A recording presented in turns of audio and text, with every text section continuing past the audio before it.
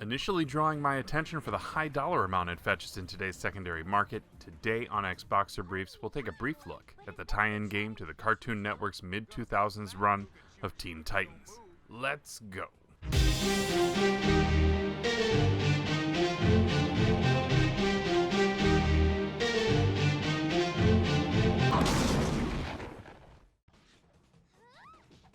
Nearly a year after the release of the Xbox 360, and with games like The Elder Scrolls Oblivion, Gears of War, and Dead Rising already out for that system, the original Xbox got a game based on the extremely popular Cartoon Network and WB show featuring teenage versions of DC superheroes.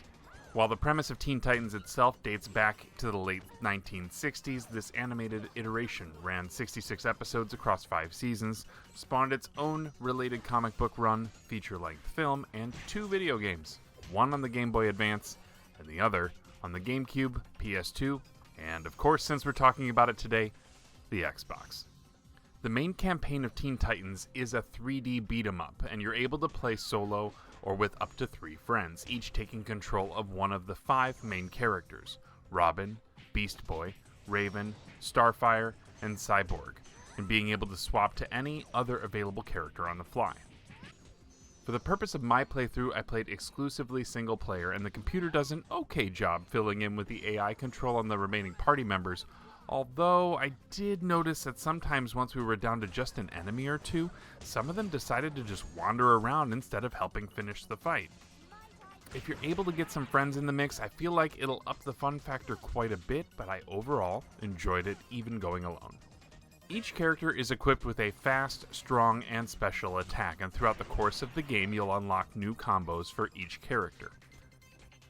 Beyond executing your standard fast, fast, strong or fast, fast, special base combos and just dealing loads of damage, you'll build up a meter below your character that allows you to charge up your moves, in some cases doing greater damage, sustaining long-range laser attacks, or if you're Beast Boy, turning into a freaking T-Rex.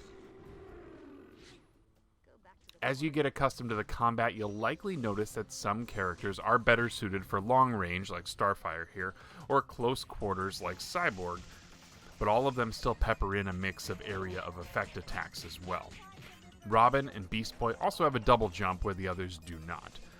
I found myself gravitating toward Raven the most, as her charged special attack was able to hit a pretty large radius of enemies all at once. But each Titan can also launch a Titanic attack by finding these specific pickups, and again, I would use Raven for every single one of these if I had the choice. Being unfamiliar with the intricacies of the show, I can't really gauge how close the story segments align with the overall show format, but I will say that I did enjoy the storyline. Despite it being a touch thin, it does a good job framing the reasons why the characters are suddenly in a video game, and goes in some directions that I truly didn't see coming.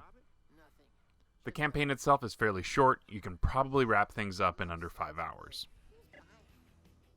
And you'll want to make sure you go through the campaign, if only to get all of the characters unlocked for use in the game's thorough multiplayer arena fighting mode, Tournament of Heroes.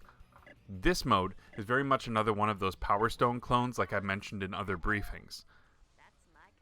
You'll be up against at least one opponent head-to-head in a first-to-2 wins fight. Pickups will drop regularly, allowing you to boost your charge attacks, and the last fighter standing wins each round.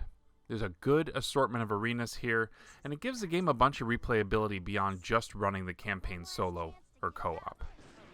What I find really fascinating about Teen Titans is its going rate to pick up a copy on Xbox. It's currently among the most expensive complete-in-box games on the system. I can't attest to there being any real reason for the price hike beyond game scarcity and it being released very late in the system's life cycle. Again, nearly a full year after the release of the Xbox 360 console. It's a very similar scenario to the cost of the PAL version of Shaolin Showdown, which I covered a few months ago, and is another game based on a popular animated series. Interesting. So, if you're an Xbox collector, you likely already had this one in your sights, but given that the game is actually a pretty good time, I wouldn't say the price is unjustified. It's not like we're talking Steel Battalion money here. If you don't care about the platform, there are cheaper alternatives to get a copy of Teen Titans, although I'm not able to verify that the experience is exactly the same elsewhere. If you do decide to pick it up on Xbox, know that it's not backwards compatible with the 360 or anything newer than that at this point in time. But I would still say that it's one that I think you should find a way to enjoy, for sure. If you enjoyed this briefing, be sure you're subscribed so you know when the next one drops, and hit the thumbs up. It really does help YouTube know which videos to prioritize sharing with you and other Xbox fans. I'm always intrigued to hear about games that people love for the system, so let me know in the comments if you've played Teen Titans or about another one of your favorite Xbox titles.